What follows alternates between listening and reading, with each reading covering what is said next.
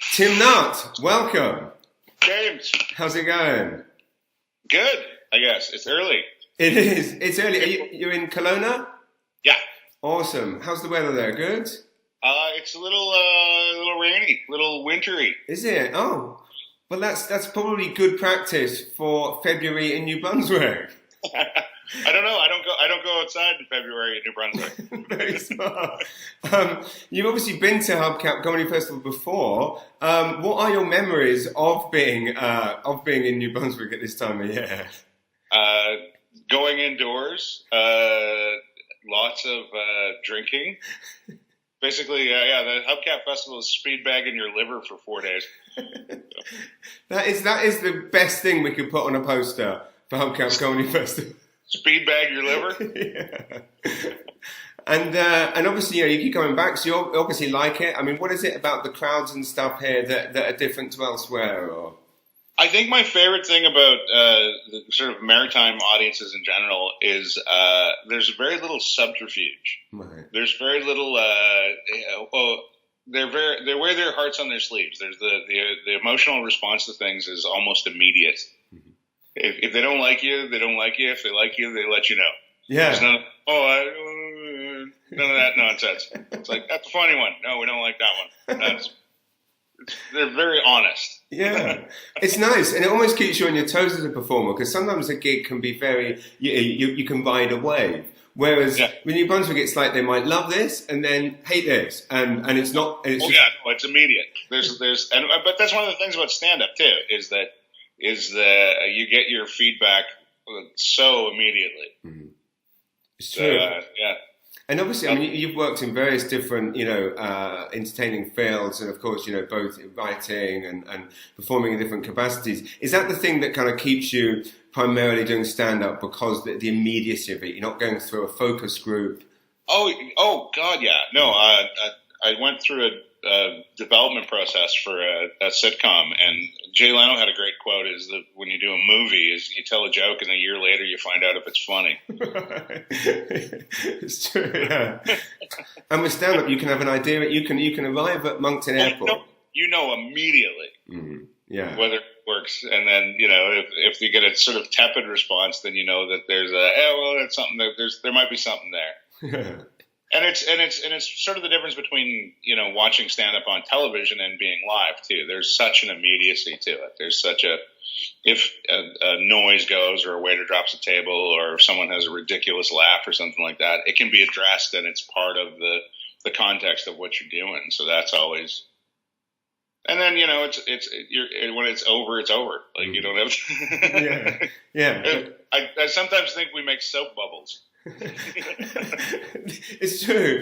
It's done. The feedback was immediate, and that's it. Done. You walk out the door. I mean, I've been a big fan of yours for a long time, and I've seen you perform lots of times, and no two shows are the same. You obviously have your kind of classic routines, but generally you do seem to mix it up. Do you? Yeah. I mean, do you prepare set lists, or do you pretty much come out and just read the room? I have it more as opposed to a set list. I have a blueprint. I kind of have an idea, but I came from an improv background, so I always have felt really comfortable exploring different ideas while on stage. If something occurs to me that'll either, it's funny because I'll edit in and out in the context of the joke, but I always know where I'm going to go. Right. I never leave the path in the punchline part of the joke. Right. I know that I'm coming back to that punchline. So it gives me a bit of a safety net where I know that I can go as far off into the rhubarb with the idea and then go, oh, well, okay, there's nothing there. I'm going to run back to the road and tell the funny part of the joke. Right. And I've seen you do that, and with a lot of crowd interaction. Like you'll start a bit I've seen before. You'll start talking to an audience member about that thing, and the paths you can go down could go anywhere. That's them more than me, and part of it is because I have a storytelling style. Is that a lot of times people lose the fourth wall.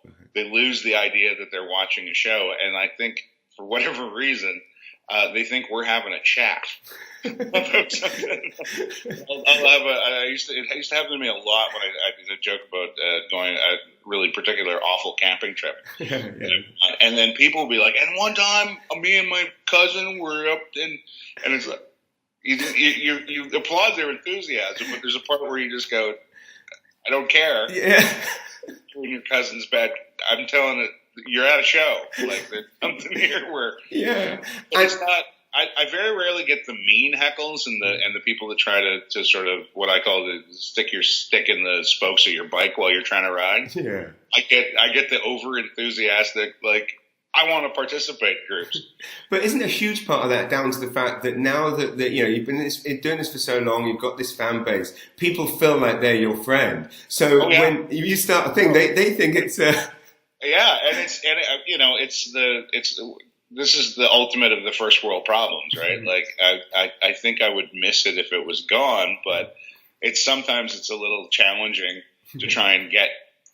There's a reason that sometimes my sets go way too long because I really want to do the material, but I'm involved in these conversations and these weird moments with the audience. But it keeps them coming back. And as for doing I try very hard not to do the same show, and I don't think it's possible. There's an old saying that is you can't canoe the same river twice because it's not the same river. Right. And I've never done the same show twice because it's always a different group of people. So that's sort of the way philosophically I've always looked at it, where it's if I did the identical, like if I wrote out a set list and I did the identical jokes in the identical order, it would still be a different show. Right. It's true. Yeah. Most because I take those moments to make it individual to that thing based on, and what I had for dinner, how I'm feeling, if I'm missing my family, what's going on, how long I've been on the road, how long I had to drive that day. All these things play into it, and I hopefully that it's a unique thing every time. Yeah. So I've had a lot of people that come back and they're like, and I'm pretty sure I've done a lot of the same jokes, and they're like, you had so much new stuff. And it's like, I don't remember any of it. That's the other thing. I've just started recording my shows more so that because I think I've probably dropped hours and hours of decent material just by not remembering it the next day. Right. But it happens, doesn't it? Because it is kind of, no matter how long you've been doing this job, you still, you are still kind of you're in a different place when you're up there. And you listen to those tapes back and you're like, I don't remember saying that. That just came. Every time I've done a television appearance, there's a new part that I've never done before or since. Wow. Like when you do a television taping, you usually get to see it aired like 6 months to a year later. Right. And you're like, I don't do that way, and I don't remember doing it before that. But for me, like I said, it's when you're in the moment of the performance. Because I think it's one of the things I do when I do television too. Is I try as best as I can to ignore that there are cameras. Right. A few little technical things that you try and do, like you give the people editing points. Like if you make a mistake, you go back and you redo it or whatever. But I try to make sure that the people that are in the seats, that connection that you have with the audience is there, not with the camera. Right, exactly, and they're the ones that, and it's a gig like any other, and you need to engage with those people, right? And if you engage with them, you will by default engage with the people at home watching it.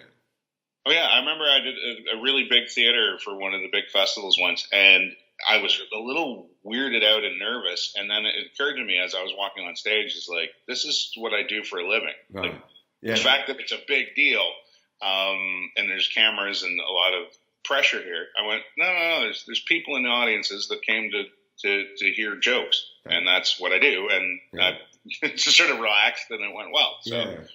And I guess a huge part of it is it's kind of a cliche when people say, that stand-up is a collaboration between the performer and the audience, but it is in the respects that a lot of those little tweaks and changes that you're not realizing that you're making are down to audience reaction, or if something gets a bigger laugh than you expect on a setup, you might say something different after the fact. Like it's like jazz. It's this kind of free flowing. Absolutely, and it's one of those things where it's like somebody says, this joke is 1 minute and 10 seconds long. Like, well, that night it was. I did a show for 20,000 people once, and it took me probably 10 minutes to get through 3 minutes of material. Right. The laughs is it's just different. You had to wait for it to go all the way back and then come. It was a surreal experience, but it had to be. And those are, and on the flip side of that is when you're doing a really small crowd, you don't have that pacing. Mm-hmm. And that's something that just has to be constantly. It's like driving. Like when the conditions are good, you drive fast, and when the conditions are bad, you drive slow. Right. Exactly. Yeah. Rainy, you compensate. Yeah. Right? And that's part of the appeal of stand up is that it's got that immediacy and it's got that. It's very. It's hard to not have to deal with that thing in the moment. Like it's I think one of my favorite things is that it requires so much presence. People are always weirded out that I'm super tired after a show because they're like, "Oh, you only worked for an hour." I'm like, "But okay." It is I'm remembering what I wrote, remember what I'm doing. Yeah. I'm always 2 or 3 jokes ahead. Yeah. Knowing seeing where the path is going to go, and then having to deal with, okay, that's a bachelorette party there, and this guy, I know he wants to talk to me, and how avoid but not make him on it. There's 10 different things going on at the same time, as you're making it look like you're just yapping. That's it. You're having to. I mean, that's why so many stand-ups make such good actors, because the whole process of that art form is looking the most relaxed you've ever looked, and yet no one in that room in their jobs has to think of that many things at the same time. Oh, yeah. No. I always tell people, take a pillow and hold it out in front of you. That's easy. Do it for an hour. Yeah, that's a good way of putting it. See how sore your arms are after that point. And it's exhausting, but it's also fulfilling. And, it's ironically is that when the nights where the gig doesn't go well are the even more tiring ones. You're not buoyed by that sort of euphoric, that went great kind of stuff. So that's true.